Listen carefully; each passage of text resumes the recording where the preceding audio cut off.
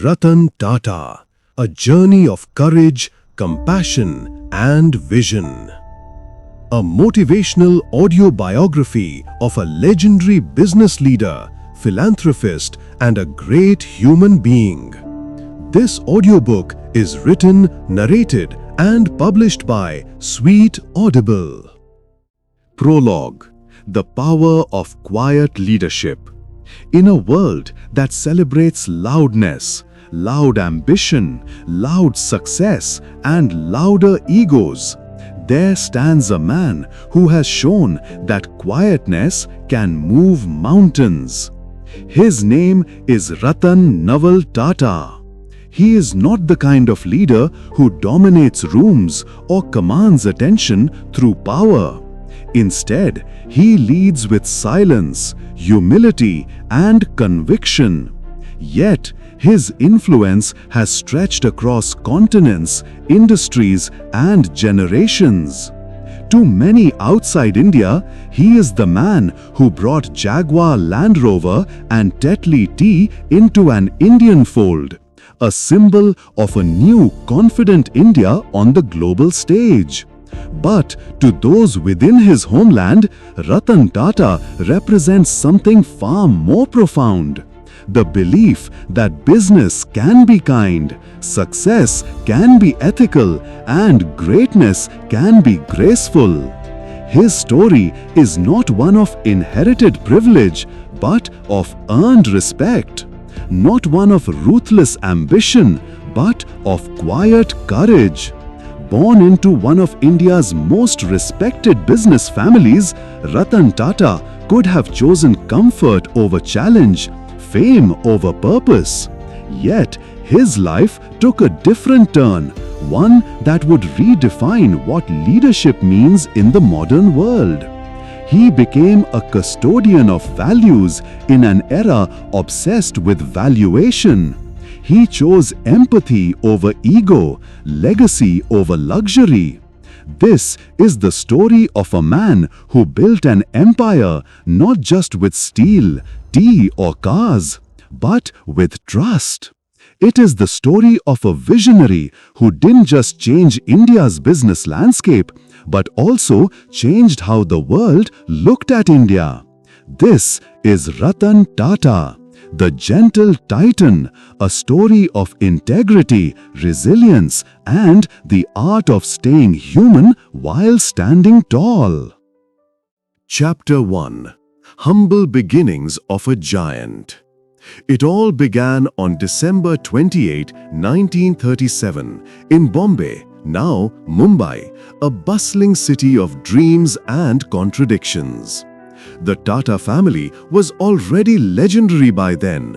Founded in the 19th century by Jamshedji Nusarwanji Tata, the Tata Group had built India's first steel plant, hydroelectric power company, and luxury hotel long before India even became independent. But little Ratan's childhood was not a fairy tale. His father, Naval Tata, and mother, Suni Tata, separated when he was just 10 years old. Divorce was a rarity in Indian society at that time, and the emotional impact was immense. Ratan and his younger brother, Jimmy, were taken in by their grandmother, Lady Nawajbai Tata, a strong, dignified woman who would become the guiding light of their lives. Lady Nawajbai's home was strict but filled with warmth and wisdom. She taught Ratan manners, discipline, and, most importantly, compassion. She would often tell him in her soft but firm voice, "It's not what you have, Ratan, it's what you give back that defines who you are." Those words would echo in his mind for the rest of his life. Despite his family's fame and wealth, Ratan's upbringing was modest. There were no indulgent luxuries or spoiled privileges. He grew up learning that dignity comes from behavior, not background. At Cathedral and John Connon School in Bombay, Ratan was quiet, observant, and introspective. Teachers described him as polite and intelligent, though somewhat reserved. Unlike many of his classmates, he was not drawn to social status or recognition. His interests were in art, design, and engineering. He loved to sketch buildings and structures, imagining how space could be both functional and beautiful.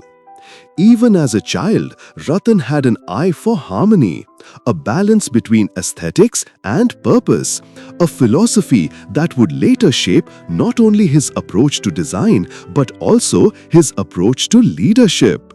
The early pain of a broken family gave him empathy. The security of his grandmother's home gave him values, and the culture of the Tata legacy gave him purpose. In many ways, his life's foundation was laid not by the boardroom but by the living room, where love, loss, and lessons blended into character. By the time Ratan reached his late teens, India was changing rapidly. The nation had won independence from Britain and was trying to rebuild itself. The Tata Group too was growing, contributing to India's progress through industries that built not just wealth but national capacity. Yet, young Ratan was still uncertain about where he belonged. Business did not excite him, creativity did. So when he decided to study abroad, he chose not commerce or management, but architecture.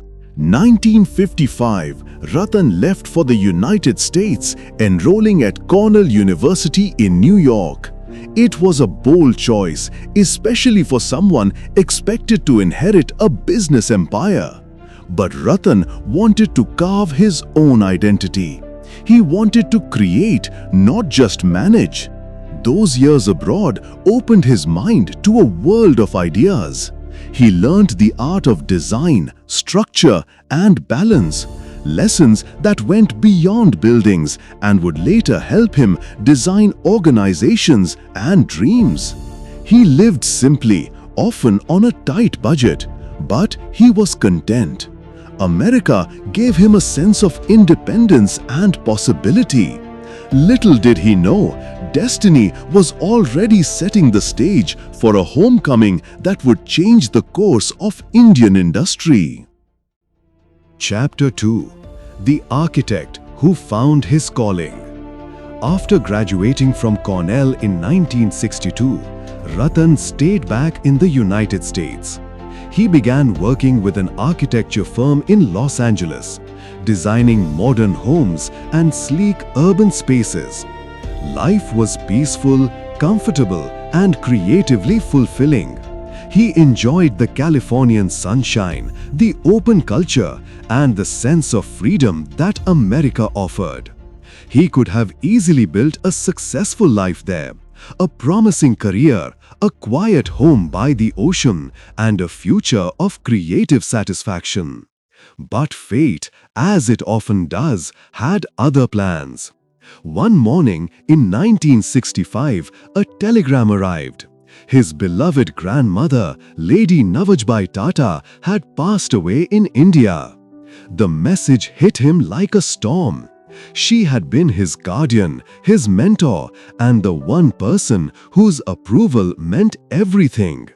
The thought of her home now empty, her presence gone forever, stirred something deep inside him. Within weeks, Ratan decided to return to India. Temporarily, he thought. But as it turned out, he never left again. Back in India, he joined the Tata Group, not as an executive, but as a trainee. His first posting was at Tata Steel's Jamshedpur plant, one of India's oldest industrial landmarks. Unlike most heirs of business dynasties, Ratan didn't enter through mahogany doors or plush offices. He entered through the factory floor. He worked alongside laborers, handled machinery, shoveled limestone, and endured the intense heat of the blast furnaces. It was hard, physical work, but he never complained. To the workers, he was just Ratan, a polite young man who listened more than he spoke. He shared meals with them in the factory canteen, learning about their struggles, their families, and their dreams. This experience shaped his understanding of what leadership truly meant. It wasn't about commanding, it was about connecting. He later recalled, "When you stand beside people who work with their hands, you stop thinking like a boss. You start thinking like a human being." In those furnaces, amid the heat and dust, Ratan Tata's ideals were forged. Humility, empathy, and respect for the dignity of work. He stayed at Tata Steel for several years, learning the operations from the ground up. He realized that while technology and management are essential, the soul of any organization lies in its people. By the late 1960s, Ratan began taking on more responsibilities. He moved across Tata companies, handling small but significant roles, each a stepping stone in his journey. But even then, he was not chasing power. He was chasing purpose. He once said, "I have always been uncomfortable with the idea of inheriting success. I wanted to earn it." That mindset would later define him as one of the most respected business leaders in the world. The young architect had now found his true calling, not to design buildings, but to build institutions. Not to construct houses, but to construct hope. He was ready for the challenges ahead, though he didn't yet know how great they would be. Because destiny was about to test not just his skills, but his soul. Chapter 3. Lessons from the Ground Up. The late 1960s and early 1970s were a period of tremendous change in India. The country was still young, struggling to balance industrial growth with social progress. Within this environment, the Tata Group, a sprawling collection of companies, symbolized stability, ethics, and nation-building. For Ratan Tata, however, these years were not about grand visions or power. They were about learning. He was being quietly tested not by others, but by life itself. He took up small assignments across different Tata companies in textiles, electronics, and consumer goods. One of his earliest independent responsibilities came at Nelco, a small struggling electronics company that produced radios and communication equipment. When Ratan took charge, Nelco's market share was barely 2%. The company was drowning in losses. Most executives had given up hope.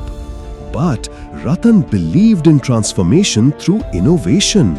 He revamped the product line, emphasized quality, and motivated employees by treating them as partners rather than subordinates. He was young, idealistic, and determined. But the external environment was unforgiving. India's economy was heavily regulated.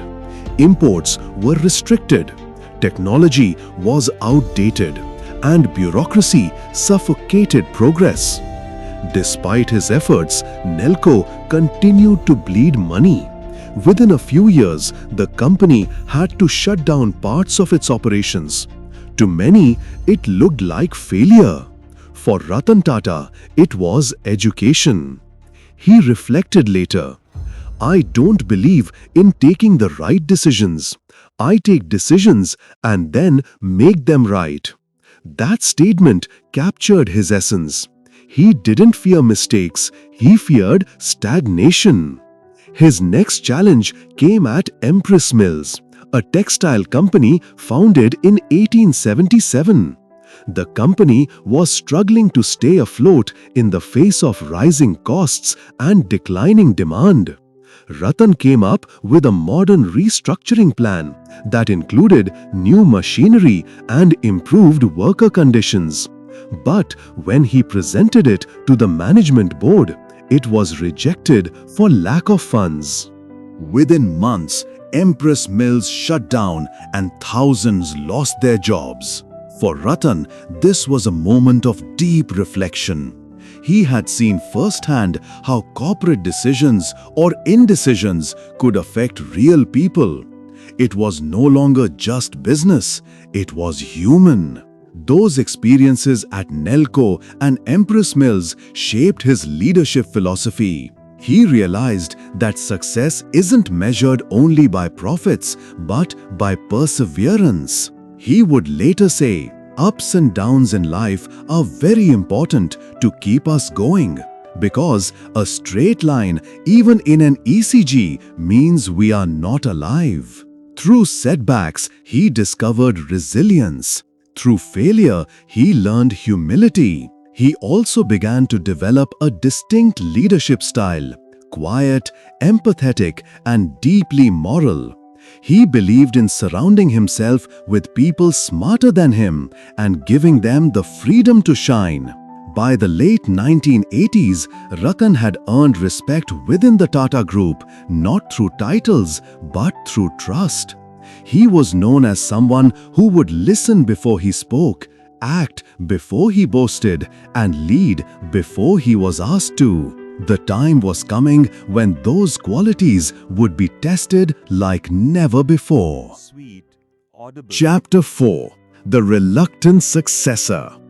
In 1991, India was standing at a crossroads. The country was opening its economy to the world after decades of protectionism. For the Tata Group, then a century-old institution, it was both an opportunity and a threat. That same year, J.R.D. Tata, the legendary patriarch of the group, decided to step down. He had led Tata for over 50 years with vision, dignity, and grace. The question now was, who would succeed him? Many expected a well-known industry veteran or a powerful insider to take over. Few imagined that the quiet, reserved Ratan Tata would be the chosen one. When the announcement came, it surprised the corporate world. Ratan Tata, a man who avoided the limelight, who had known more failures than victories so far, was now the chairman of one of India's largest conglomerates. The skepticism was immediate. Newspapers questioned his leadership ability. Businessmen whispered that he lacked the charisma or aggression needed to run such an empire. But J.R.D. Tata, the man who knew him best, had seen something others didn't. He once said, "Ratan has the values and the vision to carry forward what Tata stands for." When Ratan took charge, the Tata Group was vast. Over 90 different companies spanning steel, cars, chemicals, hotels, and IT. But it was fragmented. Each company operated independently, often with its own chairman, policies, and identity. Ratan realized that the group lacked unity. He began a quiet but determined effort to consolidate it, to bring all Tata companies under one umbrella brand, Tata. He encouraged a culture of collaboration, modern governance, and innovation. He introduced global best practices, strengthened the Tata brand, and demanded excellence from every division. It wasn't easy. Many senior executives resisted change. Some even challenged his authority. A few left the group. But Ratan Tata stood firm, always polite, always composed, yet unwavering in purpose. He didn't retaliate against dissenters. He reasoned with them. He didn't shout orders. He earned cooperation through trust. Over time, his calm conviction began to win over skeptics. In boardrooms, his vision became clear. He wanted Tata to move beyond India, to become a global player with an Indian heart. He once told a gathering of executives, We must be bold enough to take our dreams beyond our borders. Indian companies can and should stand among the best in the world. Under his leadership, Tata entered new industries: automobiles, information technology, telecommunications. He backed companies like Tata Consultancy Services, TCS, which would later become a global IT giant.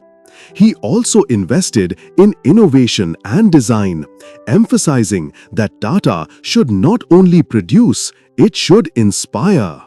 By the end of the 1990s, the once reluctant successor had proven himself to be a transformational leader.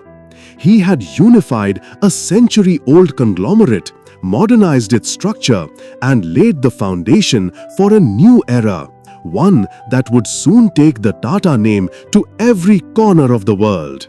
But even as the world applauded his vision, Ratan remained grounded. He still lived in a modest house, drove himself to work, and treated everyone from executives to security guards with equal respect. That humility, that quietness was not weakness. It was strength disguised in simplicity. Chapter 5: Turning Vision into Reality. The 2000s marked a new chapter not just for Ratan Tata, but for India itself. The economy was booming, technology was rising, and the world was beginning to notice Indian businesses. Ratan saw this as a moment to take bold steps, not just for profit, but for pride. He wanted the Tata Group to become a global ambassador of Indian excellence.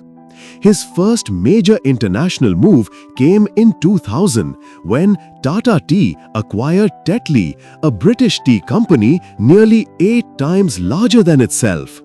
It was the first major overseas acquisition by an Indian firm, and it shocked the world. British media headlines read, "The Empire drinks back." But for Ratan, it wasn't about revenge or symbolism. It was about equality, proving that Indian companies could compete on the same stage as the world's best. 7 years later, Tata Steel acquired Chorus Group, one of Europe's largest steel manufacturers. Then came the boldest move of all, the acquisition of Jaguar Land Rover, JLR, from Ford in 2008. At the time, the global economy was in turmoil. Analysts said the deal was risky. Critics called it reckless. But Ratan Tata saw opportunity where others saw fear. He believed in the strength of the JLR team and, more importantly, in the potential of revival through trust and long-term investment. When the deal was finalized, a journalist asked him, "Why did you buy a struggling car company?" Ratan replied calmly, "We are not buying brands, we are bringing home respect." That one line defined him. Within a few years, JLR turned profitable, stunning the global auto industry. Tata had done what few thought possible: an Indian company successfully rescuing a British luxury brand. The acquisitions were more than business moves. They were statements of faith in India's capabilities. But Ratan Tata's vision was not only outward. He also looked inward, towards the heart of India. He wanted to create something for the common man, something affordable yet meaningful. And thus, the idea of the Tata Nano was born. A car that would make four-wheel travel accessible to every Indian family. When he unveiled the Nano in 2008, priced at just 1 lakh INR, around $2,500, the world took notice. It was hailed as a marvel of innovation and engineering. The project faced setbacks, factory relocations, protests, and delays. Eventually, the Nano failed commercially. But in Ratan's eyes, it wasn't a failure at all. He said, "I don't believe the Nano was a mistake. It was a promise kept, a dream that touched millions even if it didn't sell millions. Through it all, Ratan Tata remained a man of conviction. His leadership combined vision with values, ambition with empathy. Under him, the Tata Group grew more than 40 times in value, with a presence in over 100 countries. Yet, if you met him, you would never guess he was one of the world's most influential business leaders. He remained soft-spoken, approachable, and deeply human. That is perhaps his greatest achievement, proving that success and simplicity can coexist. Chapter 6: The Man Behind the Leader. By the time the world recognized Ratan Tata as a visionary industrialist, those who knew him personally spoke of something deeper: his humanity. Behind the boardroom battles and billion-dollar deals was a man who cared profoundly about people. He never saw himself as a tycoon or a celebrity. He saw himself as a custodian of trust. His compassion wasn't performative. It was quiet, natural, and deeply personal. In 2001, when a devastating earthquake struck Gujarat, the Tata Group was among the first to arrive on the ground. Homes were rebuilt, schools were reopened, and hospitals were supplied. Not because of government directives, but because Ratan Tata said simply, "If we call ourselves a part of this country, then we must act like one." Again, after the 2008 Mumbai terrorist attacks, when the Taj Mahal Palace Hotel, a Tata property, was targeted, Ratan Tata personally visited every injured employee and their families. He didn't send officials or letters, he went himself. He met grieving families, comforted them, and ensured that every single affected person, including street vendors and railway staff outside the hotel, received compensation and support. It wasn't a public relations act. There were no photographers, only humanity. One hotel employee later recalled, "He stood beside us like a family member, not a chairman." That's when I understood what leadership truly means. Ratan Tata's compassion extended beyond crises. He would often help individuals quietly: an old employee's child who needed surgery, a struggling entrepreneur with a promising idea, a student who couldn't afford tuition. He never advertised these gestures. In fact, most became public only because others revealed them. Once, a young woman wrote to him seeking financial help for her cancer treatment. Within a week, she received full assistance, personally approved by Tata. He believed that the measure of success is not how much you own, but how much you uplift others. Even his management style reflected empathy. He treated his employees like partners, never subordinates. He valued opinions, encouraged experimentation, and never tolerated arrogance. When asked what motivated him most, he said, "I have always wanted to see India hold its head high. Everything else is secondary." In a world obsessed with power and profit, Ratan Tata reminded everyone that leadership could be humble, ethical, and kind without losing effectiveness. His quiet strength inspired a generation to redefine what it means to be great. Chapter 7: Beyond Business, the Heart of a Nation Builder. Ratan Tata's leadership was never confined to balance sheets or board meetings.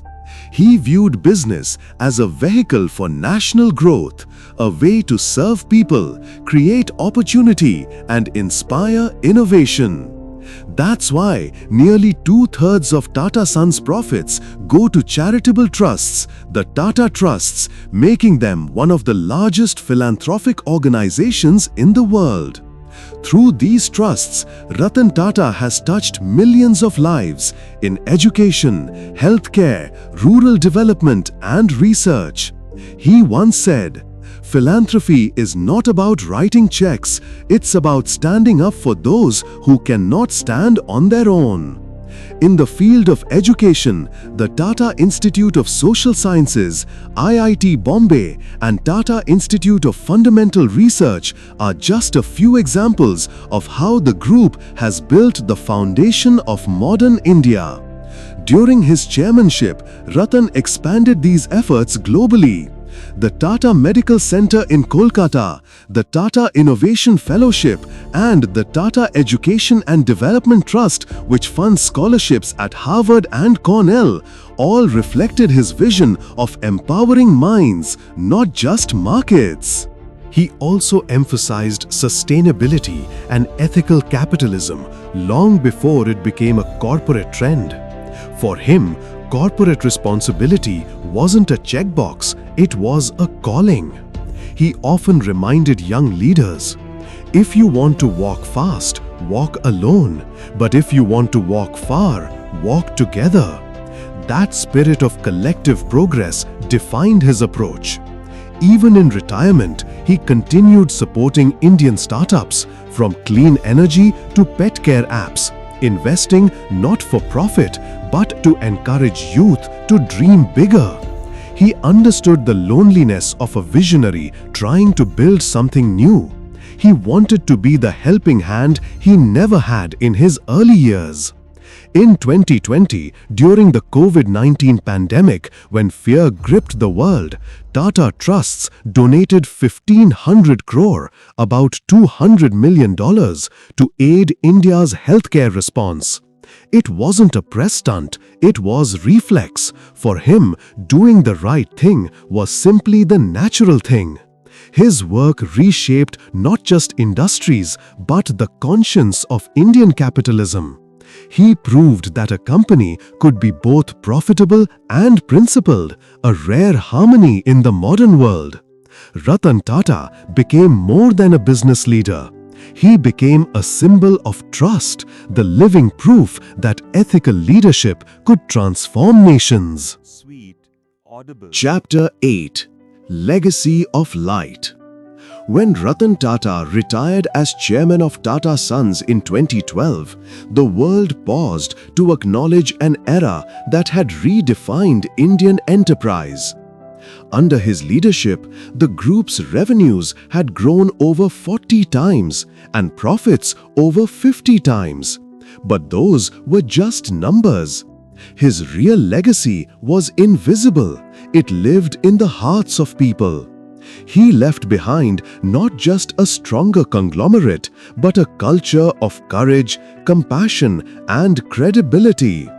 Even after retirement, he refused to fade into ceremonial silence.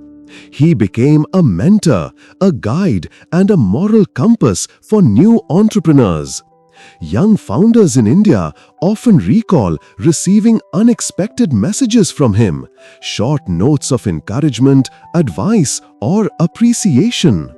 He remains active on social media, not as an influencer, but as a source of calm and positivity. Every word he writes carries the same humility he's lived by.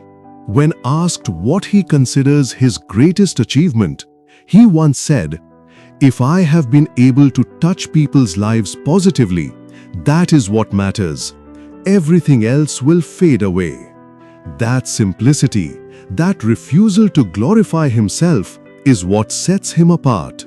Unlike many billionaires, he never married. When asked about it, he said softly that he once came close, but life took different turns. There was no regret in his tone, only gratitude. He found family in his dogs, his colleagues, and his causes.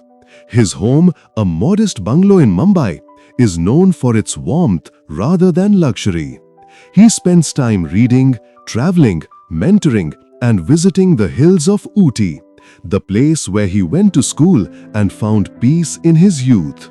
To those who ask how he stayed so grounded amid such success, he simply replies, "None of us are indispensable. The moment we start believing we are, we stop growing." In a world that celebrates the loud, Ratan Tata's legacy is a whisper, steady, enduring, and kind. He showed that greatness need not roar. Sometimes it simply smiles. Epilogue: The Gentle Titan. The story of Ratan Tata is not merely the story of a man. It is the story of a mindset, one that dares to dream, serves with integrity, and leads with heart. From the shy young engineer at Nelco to the chairman who redefined Indian capitalism, his journey is a lesson in perseverance and purpose. He faced failure without bitterness, success without arrogance, and criticism without anger. He built companies that became global, but more importantly, he built trust that became eternal. When the final history of India's industrial age is written, Ratan Tata's name will not just appear in balance sheets, it will echo in the values of 1 billion people. He reminded us that a true leader is not the one who commands the most followers, but the one who creates the most leaders. He once said, "Take the stones people throw at you and use them to build a monument." And he did, quietly, gracefully, and enduringly. As the audiobook closes, imagine his gentle voice reminding us, don't just aim to be successful, aim to be useful. Don't just create wealth, create worth. Because in the end, what we leave behind is not what we built, but what we inspired. That is the legacy of Ratan Tata, the gentle titan who proved that kindness can be powerful and power can be kind. Thank you for listening. Ratan Tata, the Gentle Titan. A journey of courage, compassion, and vision.